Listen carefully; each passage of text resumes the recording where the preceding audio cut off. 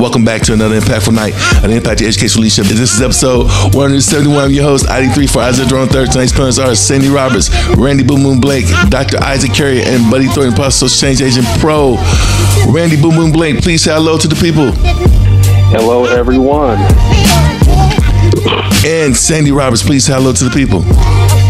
Hello, people. Welcome. Welcome. And Buddy Thornton, Social Change Agent Pro, please say hello to the people. Good evening, everybody, and I am thrilled to be here with my esteemed and the one and only Dr. Isaac Carrier, please say hello to the people. Good evening, everyone. I'm very, very happy and thankful to be here with you this evening.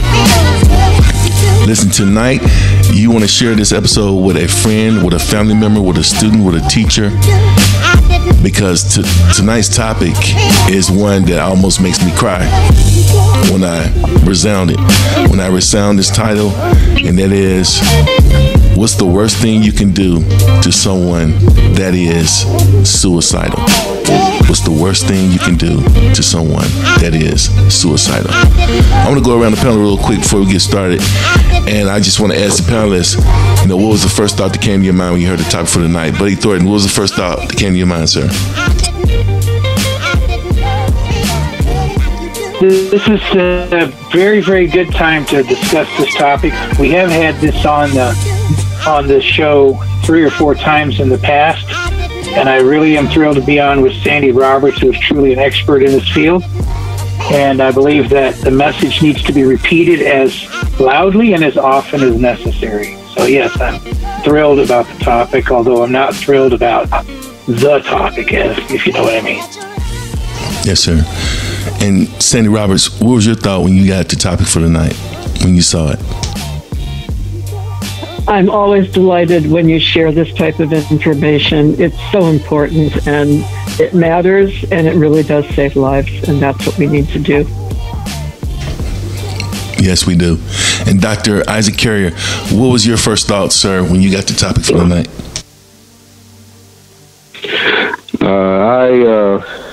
For me, it really made me think about my former students that were in crisis, contemplating suicide, dealing with some very, very tough situations, and how difficult it was. It was easy to be there for them, but being there for them in a manner that was beneficial was challenging, because you don't always have the right words.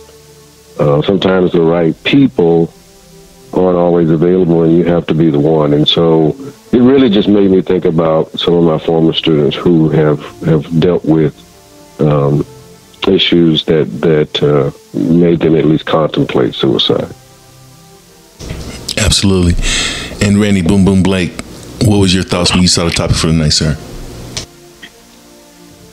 I mean, just the word suicide or suicidal definitely puts you in a world of pain, hurt, not necessarily for myself, but I think that we all know somebody who's either dealing with or someone who has experienced some type of, but we live in a world where we have podcasts and we can talk about these things. And so that part does excite me because, as leaders, we got to do these things because we are here to make the world a better place. So I'm excited, and let's get going.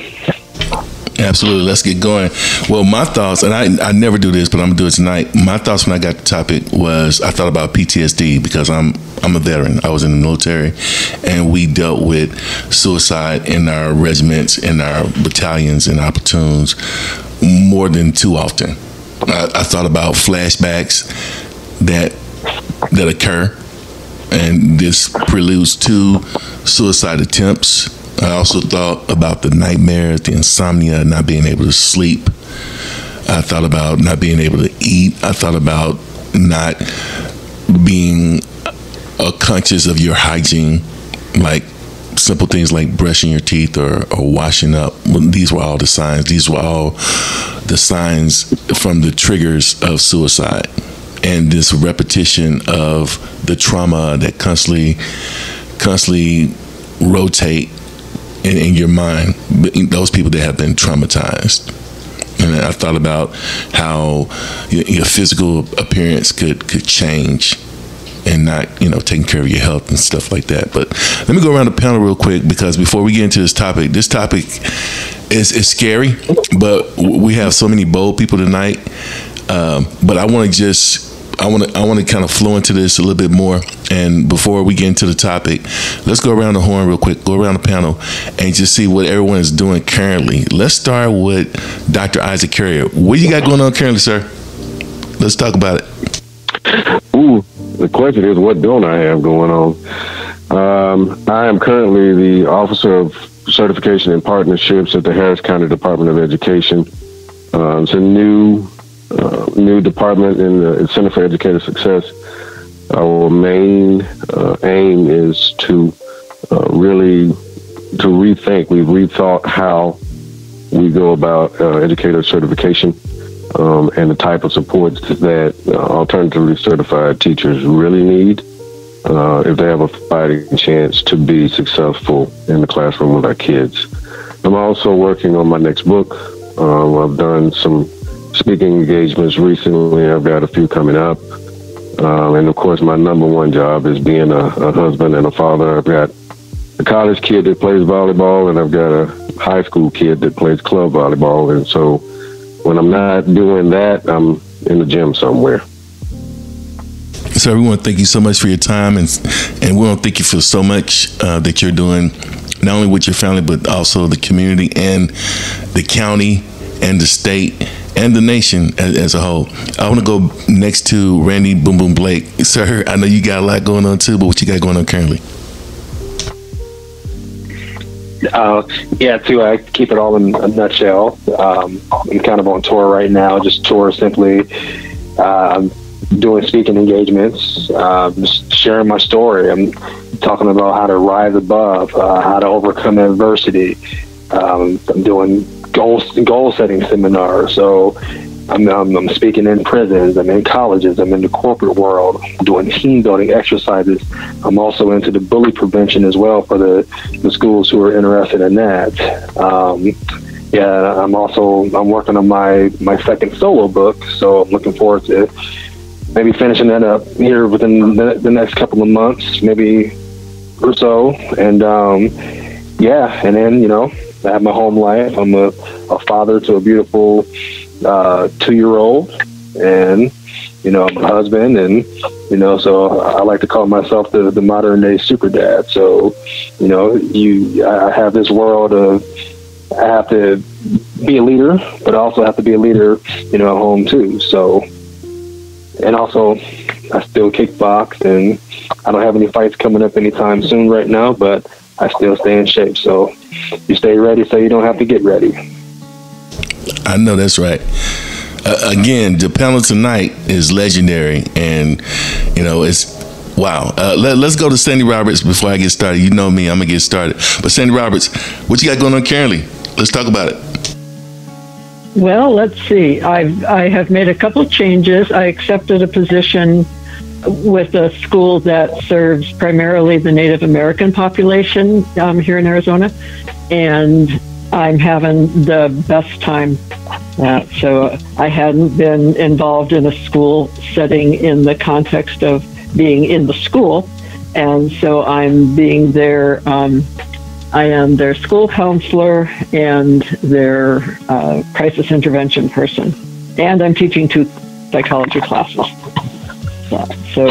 And this is what the principal, the person who pulled me out of retirement, is someone I had worked with when I was teaching at Phoenix College, and he's just fabulous. And I've been doing this for a month now, and I am having the best time. And that I love saving these kids. Let me tell you. I know that's right, and that is so real talk. That is so real talk. And finally, Blake Thornton, Positive Change Agent Pro. What you got going on currently, sir? Well, before I get into me, I want to say that I did see Randy's daughter on social media, and I just can't wait till she's tall enough to kick you in the kneecap. So that's something I've I've been circling around because I know he's going to teach with that anyway. So, what do I got doing on currently right now? I'm most of the way through writing my 5th book in my Slippery Slope series. We've just completed putting together a program on forgiveness that's going live for both online and in-person events across the country. And we're currently working on 2 masterminds, one on choice dynamics and one on no more unicorns to be delivering to corporate America. I do ghostwrite or at least enhance edit people's books, and I just am in the process of working with 2 very credible women who have overcome extreme adversity, and I'm not going to share any details beyond that, but every time I put my hand on that part of the world, it always brings me back to Sande and her years of experience, and I just sometimes wish that I had a little bit of that to lean on. So she's in my phone. I do call her, and I will call her. So I think it's time to get this night rolling. Absolutely. And with that being said, I still have not gotten over what happened in Texas last year. I'm going to be honest with you. I've tried, but it keeps coming up. It keeps coming up that this one person could be so cruel to go into a school and open fire on innocent babies. I thought about my children. What if they were in there? And it gives me chills every time I think about it. Every time I think about someone that could take the life of an innocent. And so tonight I'm going to focus a little bit more on the state of Texas. In Texas, there are close to twice as many firearm suicides as there are firearm homicides. This statement was stated in 2011. 1 in 10 high school students in Texas report attempting suicide. Most of these attempts are with pills.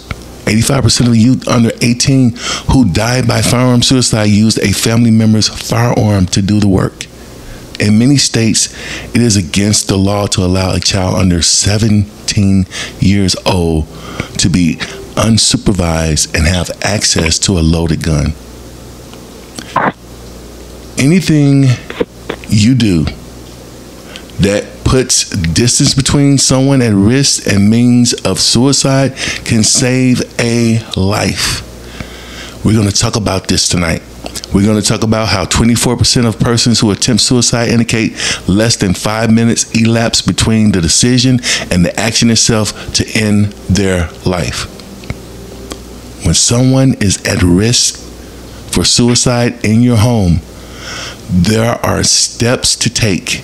There are safety measures to take to depress this, to stop this from happening. And we have experts in the field tonight on this podcast that's going to share some knowledge, but we're just talking. We're just having a conversation. And with that being said, I want to go first to Sande Roberts. Sande Roberts, how long have you been in this field working with this topic? Suicide prevention for 30 years, working primarily with high school and middle school age youth.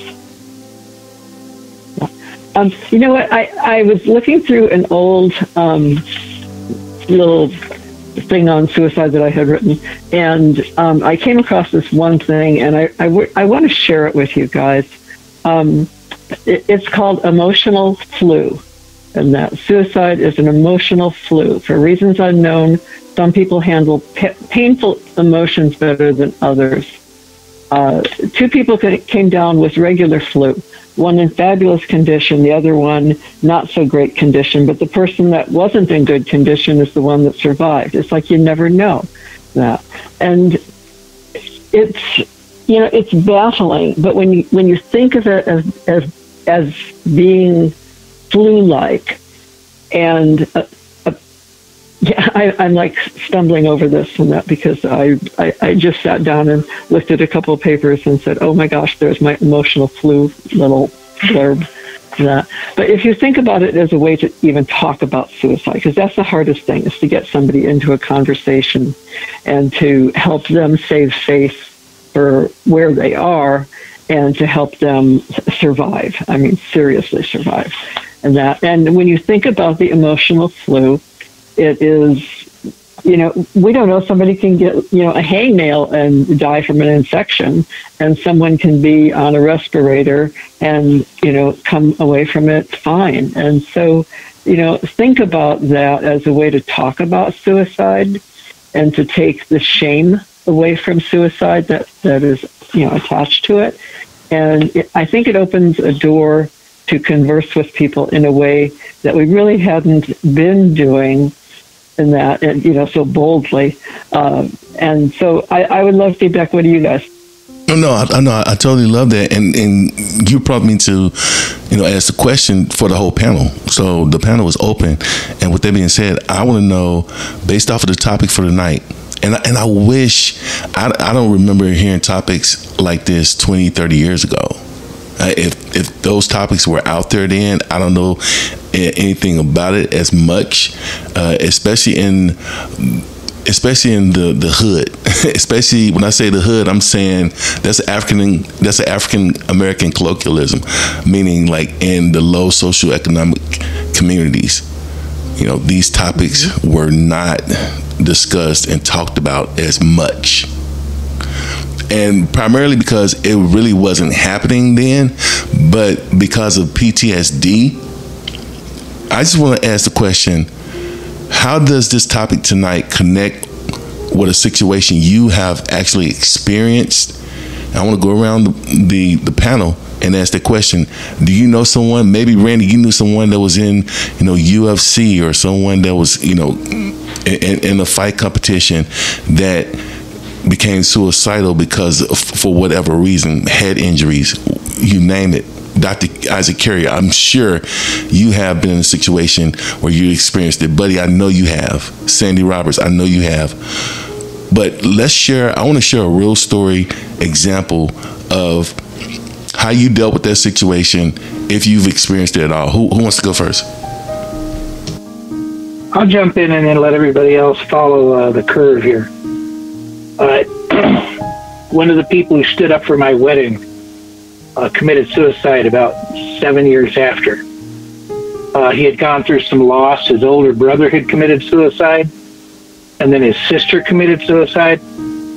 Their family was in an extreme spiraling antisocial situation where they were cycling through drugs and antisocial behavior, and when they painted themselves into a corner, they decided that they just didn't have anywhere else to go. And, Kubler-Ross's stages of grief have been expanded, but there's two very important things that happen when people do choose to commit suicide. Research shows that they never get to the bargaining stage. For some reason, when they get into the shock and denial of some other loss that triggers their desire to end their life, they immediately jump to the guilt and pain of, why am I still here? And then they get angry, and then they cannot, for some reason, get over that barrier to bargaining. Sometimes they skip that and go to depression or loneliness, but they don't want to accept depression or loneliness, and they never reach any of the positive affects at the end of the grief cycle. So somewhere between the guilt and pain and anger, they make that choice. And if there's nobody there, if they don't see one person who could be a potential support, they do what inevitably is going to be done. And it's right now, research shows that it's expanded tremendously over the last 30 years, which I'm sure Sande could talk about. But part of that is because we've pivoted away from being a pro-social society to being a more isolated society. Part of it's been because of the advent of the internet, and people have put everybody else at arm's length. So now those natural support systems have been watered down, diffused. And so more people find that they don't have that support system that they might have had 30, 40 years ago, and that's triggering this increased number of suicides. Would I have done anything I could to save my friend? Absolutely. He was with me in the Navy. We lived through that, but he couldn't live through just normal life. And that's my story. It's a true story, and I'll pass the torch on to somebody else.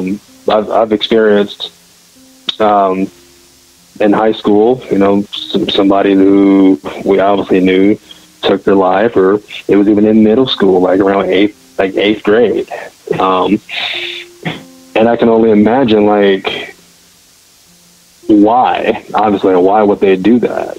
But I think even going back into my childhood, it kind of, I don't want to say it triggers something, but it just kind of makes me think, what you said, Isaiah, as far as the hood and all that. That's kind of where I'm from, those rough times in Cleveland, Ohio, and it was always about being hard, and so for you people who are listening, what hard actually meant was just shut up and just be tough. It's if I shoot you in the stomach, essentially don't cry about it, right? And I think that stemmed from being a boy. And I can remember there were times where I fell, and I was always taught to just suck it up. I was taught to not show emotion, because it was almost like showing a sign of weakness. And so, we talk about suicide, and yeah, I think those things do kind of trigger us later on in life, especially. And so, yeah, that's really my take on it. But yeah, I think about my daughter. I mean, me being, 4 or 5 years old, if I fell, I was, hey, stuck it up. But now it makes me have this emotion of don't show the emotion, But now I look at myself with my daughter, and that's the first thing I do is, oh, baby, are you okay? Oh, baby, are you okay? And I think if you're actually listening to this podcast, and you might actually catch yourself in there, at some point in time, as far as being a boy or a girl. So, because, like Buddy said, those numbers are strategically, staggeringly high on the male side. And maybe these males are doing these things because they just can't express themselves in a way that people will actually appreciate it. That was powerful, sir. Who's next? Sandy Roberts, I know you just wrote a book about suicide. And as I was reading through your book, I saw questions in your book like, how does one listen and respond if they are concerned someone may be thinking about suicide, and how can they take in information to become more knowledgeable and capable, but not be so upset or emotionally triggered when the subject is brought up. And when I read the topics in your book and I read the questions in your book,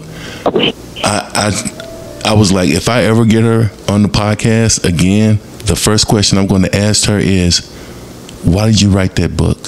What was your why for writing that book? And that's my question.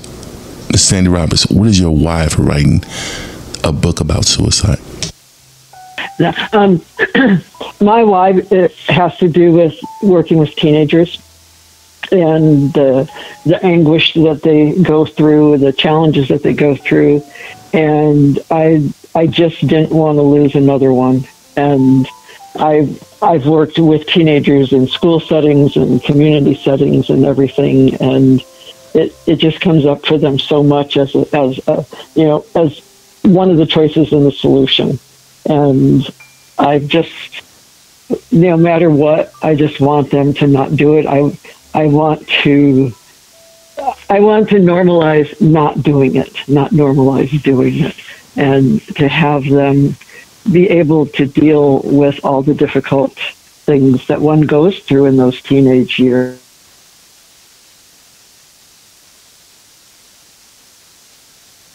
What else do you want to know? No. I want to know your why. And you told us I mean, you told us your why. You told us your why. I want to go to Dr. Isaac Carrier really, really quick, because he's in school leadership. He's been doing it for years, and what has been happening with these school shootings, I don't even have to mention the names of all of them, but as a school leader, Dr. Carrier, how are school shootings affecting school leadership in Texas and across the country and the world? What are your thoughts, sir? School shootings have necessitated we used to say you got to have a heightened awareness. Like, we always had plans and everybody was real detailed, and you kind of went through the routines of practicing the plans, but everybody knew it was a practice. And it really matters how you go about that practice. But we have definitely moved from a state of heightened awareness to hyper preparedness. Because having been a school principal for a number of years, there's so much that weighs on your mind. And safety has always been, at the top of that list. The number one responsibility of every school principal anywhere is the maintenance of safety and security of their school, their staff, anyone who visits the campus. And so that's the number one objective. I really think it just has provided an additional, it's an additional focus that has to be from start to finish. From the time you enter the building to the time you leave, you have to be concerned with maintaining safety. There's a lot. I just left a state conference in Austin last week, and there were so many vendors there with so many new products. Many of them were great, but I think there is no real foolproof way to prevent something that could be inevitable in some places. And so you just got to be prepared. And part of that preparedness is to be hyper aware. You have to take every potential tip or any type of notice. You've got to take those things seriously, and you have to investigate those instances through exhaustion, right? You have to ensure that you've left no stone unturned in every situation that may arise. You also have to be ultra sensitive and aware of your kids. You have to make sure, to the extent possible, that every one of your children understands and knows and believes and feels within themselves that there are people within the school that they can turn to. They've got to know that there's someone that they can turn to when it comes to contemplating suicide or worse, if that's even possible. But to be a school principal in this day and age is just, to say that it's a stressful job is such a drastic understatement. Coming out of COVID and all the things that principals had to deal with and endure during that time, getting caught up, and I'll say it, getting caught up in being basically played directly in the middle of political battles on one side or the other of that issue. And maintaining focus on keeping the school safe and keeping kids in a positive learning environment is just something that principals across this country, and I would say everywhere, have to be concerned with. Dr. Carrier, before you go, because you brought up something so key, and why we got your wisdom here as it relates to this topic for tonight, how has, and I want you to give us the answer based off of your perspective as an overseer. How has the teacher retention rates, right? How has the staff shortage. Staff shortage is on an all-time high. Teacher turnover rates, all-time high. And so when those students are coming into those buildings, they're supposed to be searched now. They're supposed to be wand, and the bags are supposed to be searched. But when you have teachers that are not showing up, or that have left the job field, the career field, and now those principals are still responsible for getting all those students checked in and thoroughly checked in, what kind of pressure has this weighed on the shoulders of administrators across the board, sir? What's your thoughts? Well, let me start with the fact that, and it is a fact, that not every school has metal detectors. Not every school wands kids or checks backpacks, and that is a fact. And there are reasons for that. And I'll just say this: those reasons are invalid with me. But it is a fact that not every school does that. When you approach for the schools that do conduct those procedures every day, it does give it gives everyone a greater sense of security. I once, when I was the first time I was a principal, I had a great relationship with all of my kids. They trusted me. They looked at me more as a father figure than a principal. And they trusted me so much that they would tell me things. And thankfully, I unfortunately did have a student bring a gun to school. And we did use metal detectors. And so the metal detector kept going off. And so finally, the young man was asked to step aside. And we had campus resource officers that I was very clear with, including the campus resource officer as one of our staff. And so they trusted, that young man trusted that police officer. Now, police officer brought the young man to me. We knew he had something, but we didn't know what it was. But because of my relationship with that young man, I wish he had talked to me before he made the decision to bring a gun to school. It was unloaded. It did not have even a clip.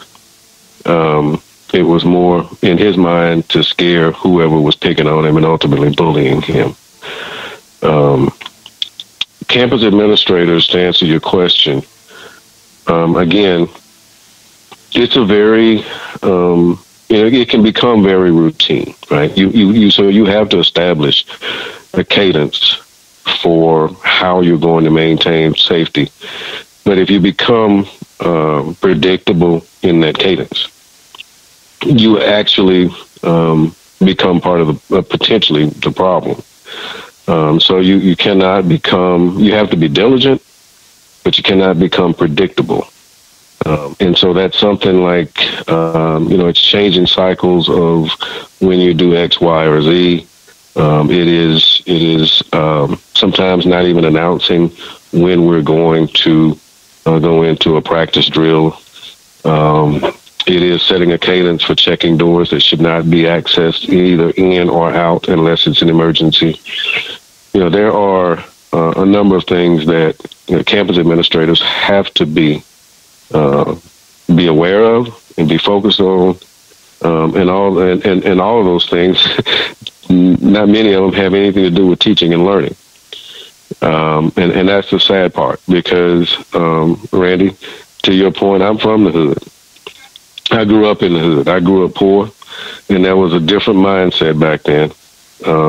To your point, you had to be tough, and tough meant not showing any vulnerability, not showing anyone that you're hurt or you may be bothered. Thankfully, we've entered a space where kids are encouraged to speak up, and for us older folk, those of us who understand it, it's a great thing. Now, there's still many of us who who subscribe to the old way of thinking, and that is, you know, life is tough, and life is sometimes going to deal you a bad hand, and you just got to suck it up and get through it. As administrators, we cannot afford to take that mindset.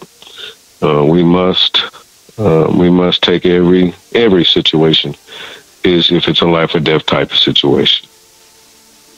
Dr. Carrier is always wisdom. I love it. Let me go to Randy Blake, but before I do, Dr. Carrier, thank you so much for all that you have brought to the podcast, and the lovely Miss Sandy Roberts, thank you so much for what you have brought to the podcast as well. With that being said, you know, Randy Blake, you're so, what they call you, Boom Boom, Randy Boom Boom Blake. You are so transparent, and I love that about you as a public speaker and as a professional speaker. But I want to kind of ask you a question that's going to be, it's going to probably be real ugly, okay? And the question is, okay, is suicide, is that a common thing in the world of martial arts? Now, when I ask this question, I'm thinking about the samurais, the ninjas, and their honor codes and all that. I know you know what I'm talking about here. And what are professionals doing now to help manage those behaviors? Yeah, so, you know, I hate to even admit this, but it is very common in the world of martial arts, because even at the end of the day, you know, these martial artists are still people. And most martial artists look at it like, you know, I'm wearing this costume. At least that's what people will see from their perspective. So, you know, as a martial artist, I can say it's very common.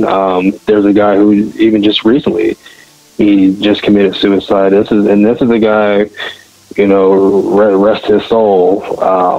I grew up watching this guy, and I can speak for the millions of people who he's inspired to do martial arts, to want to punch and kick things, and, you know, jump and flip, and, you know, be a ranger. Jason David Frank, if you don't know them or know him, he was one of the original Power Rangers. You know, he committed suicide, and he was a martial artist. And when I say martial artist, like a real martial artist, not just, I'm just a Power Ranger just pretending to be somebody and I'm just an actor. Like, he physically, mentally, spiritually, emotionally was invested in the world of martial arts. And when you take guys like that, it does make you wonder, well, why? But we also forget, you know, he's a person too. There was a young lady, I can't think of her name, but she was an MMA fighter, 18 years old, you know, took her life. So, yeah, it's very common, but these martial artists and fighters, you know, we're kind of in that category of, you know, what I just kind of explained as being a young boy, being tough. You know, you're tough. You know, you take punches for a living. You know, that's how you get paid. You get kicked in the head, and you inflict pain on people. So you're not allowed to think about those types of things. And then when it happens, then we go, whoa, why would he do that? He was on top of the world, you know. Jason David Frank had all this money. He had it all together. He had a beautiful wife. He had beautiful kids and all this money. But we forget at the end of the day, he is still a person. So, yes, suicide is very common in martial arts.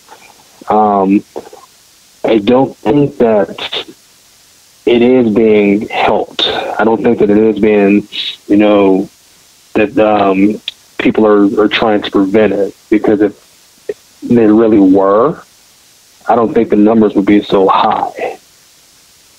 You know, and it hurts me to even say that. You know, and I'll say that one more time. I don't think that anyone's really doing much about it, at least in the martial arts community. You know, we talk about it, you know, when it happens, but what are we really doing?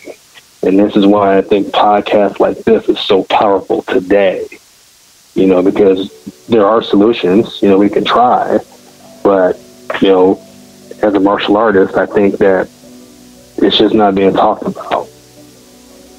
So. Wow, it's so much work to do. It's so much work to be done out there. The work is so plentiful, but the laborers are so few. We talked about a lot tonight. We're almost out of time, but we talked about a lot tonight, and we talked about those tough neighborhoods. We talked about that tough family life. We talked about those kids that grew up in the hood like me, that was bullied, that had to be honest with you, had to face gangs, had to face the gang community, the gang culture, the fighting, the colors, all that stuff growing up where I grew up. And Buddy Thornton, I want to go to you really quick. I know you grew up in a different time period, but those behaviors were still the same. And what would you say, based off of your experience, what would you say to a child who does not have a safe place to share their problems with? What would you tell that child? Well, before I answer the question, I want to add something to what the other three people have already said. Every profession and every high-level, high-stress profession has some aspect of suicide. Part of the reason in society, which will lead to my answer to the question, is that people, especially in the Western Hemisphere, are locked into competition. And so much of their entire psyche is tied to what they do and the image they project. Now, I'm a retired athlete. I know a lot of people in almost every sports field, when they reach that point where they're on the decline and they have to let go, a huge part of their psychology goes down the drain because a whole lot of what they are is invested in those uniforms and in that limelight. So when you have to step outside the limelight, when you get outside the lines, a huge part of what you are goes with you, and it does not manifest in a positive way. And so, yeah, some people can see that coming. They almost have a foresight. And when you say something like Randy did about an 18-year-old child committing suicide at the beginning of their career, it's because they're already feeling the pressure of what else is there beyond what I'm doing. Society has lost the ability to teach people that just being is good enough. So what would you say to a child who doesn't have a safe place to share their problems? Well, I take it to an extreme step. If I don't have a solution in hand that can be provided within the space that child is in, I must become that option. I need to listen. I need to get down and I need to be on their level and I need to ask them to trust me. I need to be their safe space. Every child deserves a safe space. I guarantee you Dr. Carrier lives with this every day, if not, and not several times a day, when he sees a child who is just struggling and he needs to give them just that little glimpse into their positive future. Kids at the age of around 12, they only have two things on their mind, Isaiah. They are looking for an identity. Where do they belong in this universe? Where are they going to be? What are they going to become? And they want to be socially acceptable to their peers and the people around them. So anything that twists that away can lead to microaggressions. It can lead to responses that are improper. They go through a cycle that we call micro grief, where they let their feelings turn into their reality. And of course, how do we pivot away from that? We teach them that their feelings are not facts. Their feelings can be addressed. Their feelings are not hard, etched in stone. And sometimes you may have to live through some type of a unrealized expectation, but you got to let it go. So you give space to grow a new expectation based on some other new reality. And I always look for a way to find in my listening what that child may see as hope, gratitude, something to cling to. Because as long as they have something to cling to, they're going to cling to it. They're not a giveaway. They're not a throwaway. They're not someone we should just say, well, we win some, we lose some. That's not the way life works. Until we can realize that we can be the one solitary answer. If a child has no other safe place, no other way, no person to talk to, then nothing that you are doing, nothing you are have in front of you can be possibly as important as that child's life. Sandy has made a statement. I would rather visit you in the hospital 100 times. I would rather walk 100 miles with you in pain than to attend your funeral.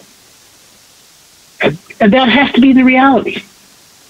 No adult should ever see a child in pain, someone who has no safe place to go to, and turn a blind eye. It just isn't acceptable. If we provide hope and we show them how to find gratitude in the living in front of them, we can save a lot of these kids. That's what I would say to a child is, tell me your problem. Trust me. I will not leave you until you are at peace.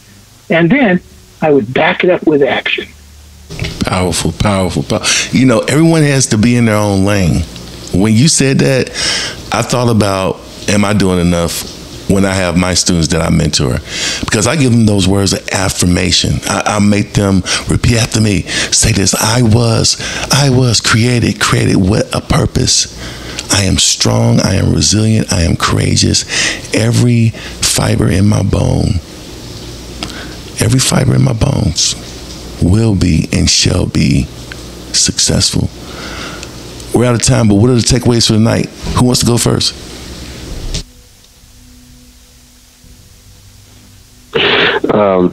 What I would say is that, like so many other topics of the day, this is one that deserves a focus and attention, such as what you're providing with this particular podcast. I think that efforts towards suicide prevention and social emotional awareness need to continue and expand until we get to a point where we eradicate the even possibility of suicide. Thank you so much, Dr. Carey. Who's next? It was a very powerful podcast. Definitely a takeaway for me is, we're definitely not where we want to be. I mean, we do live in a world of there is no new information, and I like the people who are on this podcast, amazing views and ideas, and I would say let's just start with, putting a smile on somebody's face. Be the reason somebody smiles. That was so solid. Who's next? Sandy's my inspiration. And turn that a little bit sideways, and I see Randy. And I see him looking at his daughter. And I see my 4 generations in my house, because I'm a great-grandfather. And I see all these vulnerable people. And they're all just 1 or 2 hopeless moments away from making a bad decision. And we have to be hyper vigilant and always understand that if nothing else we do except provide hope can change even 1 or 2 of those children's lives, then the inspiration that Sandy has given me, and hopefully the inspiration that I've given to people like Randy, and the children that Dr. Carrier has kept on this earth. You know, it's a never-ending battle. We cannot always say that we want to eradicate something without knowing that it's still going to be an impossible task. Humans are imperfect. We're all imperfect. There's going to be one or two that fall through the cracks, but that doesn't mean that we should not be trying with all of our heart and all of our soul. And that's what I got from the podcast tonight. You know, it's such an important topic, and it's so important to continue to be serious about doing something about it. Loss of a teenager, loss of an adult, loss of a person up in my age bracket. We just have to tell people we care about them. We have to show them that life is worth being here, and that's something that happened that was bad. You know, give me a couple of things that happened that were good, and let's turn the bad things into the good things. Impact of Educational Leadership Podcast.